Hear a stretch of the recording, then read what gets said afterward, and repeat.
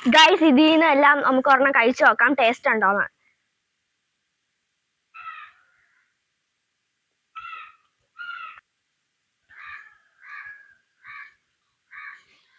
ഇത് പച്ചക്കായ ബജിയാണ്, അടിപൊളി, നല്ല ടേസ്റ്റ് ഉണ്ട്. ഇനി നമുക്ക് മുട്ട ട്രൈ ചെയ്ത് നോക്കാം. അടിപൊളി, നല്ല ടേസ്റ്റ് ഉണ്ട്. ഞങ്ങളുടെ നമ്മള് കിഴങ്ങാണേ, അടിപൊളി, ഇത് നല്ല ടേസ്റ്റ് ഉണ്ട്. നമ്മള് സവാള,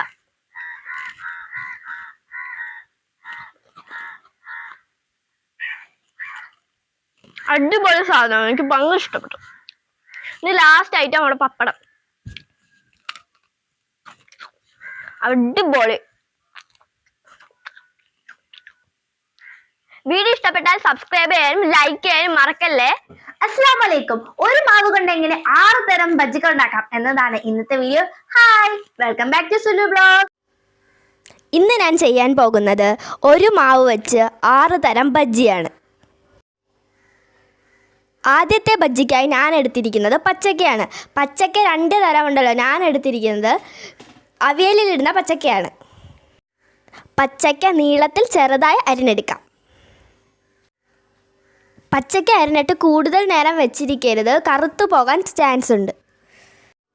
രണ്ടാമത്തെ ബജ്ജിക്കായി 5 പുഴുങ്ങിയ മുട്ട ഞാൻ എടുത്തിട്ടുണ്ട്. അത് 2ആയിട്ട് മുറിച്ചെടുക്കാം. ഇതേപോലെയാണ് മുട്ട മുറിച്ചെടുക്കേണ്ടത്. മൂന്നാമതായി ഞാൻ ചെയ്യാൻ പോകുന്നത് പപ്പടം കൊണ്ടുള്ള ബജ്ജിയാണ്. ഇത് മുഴുവനായിട്ടും ബജ്ജി ആക്കാവുന്നതാണ്. ഞാനിപ്പോൾ കുറച്ച് പപ്പടം എടുത്തിട്ടുള്ളൂ, അതുകൊണ്ടാണ് 2ആയിട്ട് മുറിച്ചിടുന്നത്.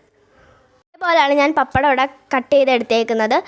അടുത്തതായി ഞാൻ ചെയ്യാൻ പോകുന്നത് സവാള കൊണ്ടുള്ള ബജ്ജിയാണ്. സവാള റൗണ്ടിൽ ഇച്ചിരി കനോടെ കട്ട് ചെയ്തെടുക്കാം. അടുത്തതായി നമ്മൾ ചെയ്യുന്നത് ഉരുളക്കിഴങ്ങ് കൊണ്ടുള്ള ബജ്ജിയാണ്. ഇത് റൗണ്ടായിട്ട് കട്ട് ചെയ്തെടുക്കാം. നേരത്തെ സവാളയ്ക്ക് നമ്മൾ കട്ടിയായിട്ടാണ് അരിഞ്ഞത്, പക്ഷേ ഇതിന് നമുക്ക് നൈസായിട്ട് അരിഞ്ഞെടുക്കണം. ഞാൻ ഇതേപോലെയാണ് അരിഞ്ഞെടുത്തിരിക്കുന്നത്. ഇനി ഞാൻ ചെയ്യാൻ പോകുന്നത് ബജ്ജിക്ക് ആവശ്യമുള്ള മാവ് തയ്യാറാക്കുകയാണ്. ഇതിലേക്ക് ഇടാൻ 200 ഗ്രാം കടലമാവ് എടുത്തിട്ടുണ്ട്. അതിന് ശേഷം ഇതിലേക്ക് കുറച്ച് അരിപ്പൊടിയും കൂടി ഇട്ട് കൊടുക്കാം. 1 സ്പൂൺ കാശ്മീരിയൻ ചില്ലി ഇട്ട് കൊടുക്കാം. കളറിന് വേണ്ടിയാണ് കാശ്മീരിയൻ ചില്ലി ഇട്ടത്. ഇനി എരിവിന് വേണ്ടി സാദാ മുളക് പൊടി 1 ടീസ്പൂൺ ഇട്ട് കൊടുക്കാം. 1 ടേബിൾ സ്പൂൺ കായപ്പൊടിയും 1 ടേബിൾ സ്പൂൺ സോഡ പൗഡറും ആവശ്യത്തിന് ഉപ്പും ഇട്ട് ഇളക്കി കൊടുക്കാം. സോഡാപ്പൊടി ഓപ്ഷനിലാണ്, ഞാൻ ഇടുന്നതെന്ന് വെച്ചാൽ മാവൊന്ന് പൊങ്ങി വരാൻ വേണ്ടിയാണ്. ഇനി ആവശ്യത്തിന് വെള്ളം ഒഴിച്ച് നമുക്കൊന്ന് നന്നായി മിക്സ് ചെയ്തെടുക്കാം. വീഡിയോ സ്കിപ്പ് ചെയ്യല്ലേ. വീഡിയോ സ്കിപ്പ് ചെയ്താൽ ഈ വീഡിയോയുടെ ഡീറ്റെയിൽ നിങ്ങൾക്ക് മനസ്സിലാകത്തില്ല.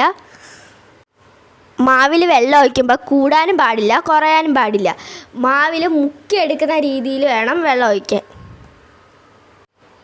കുറേശ്ശെ വെള്ളം ഒഴിച്ച് നമുക്കിതൊന്ന് മിക്സ് ചെയ്തെടുക്കാം.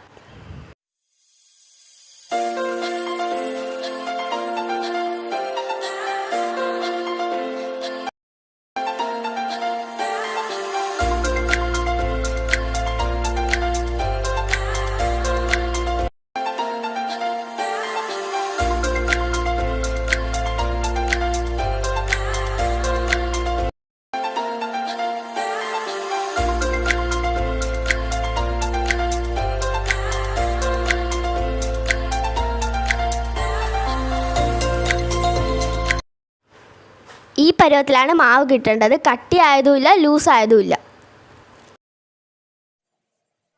പാൻ അടുപ്പേ വെച്ച് കൊടുത്തിട്ടുണ്ട്. പാൻ നന്നായി ചൂടായതിനു ശേഷമാണ് ഞാൻ എണ്ണ ഒഴിച്ചു കൊടുത്തേക്കുന്നത്.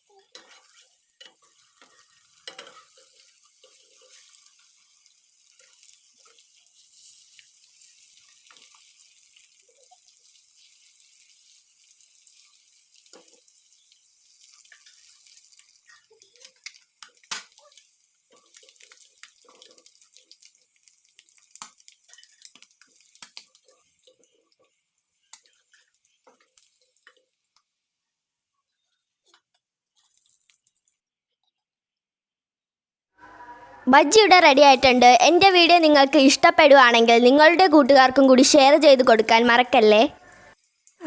സബ്സ്ക്രൈബ് ചെയ്യാനും ബെല്ലൈക്കൺ ഓൾ എന്ന ഓപ്ഷൻ എനേബിൾ ചെയ്യാനും ലൈക്ക് ചെയ്യാനും മറക്കല്ലേ.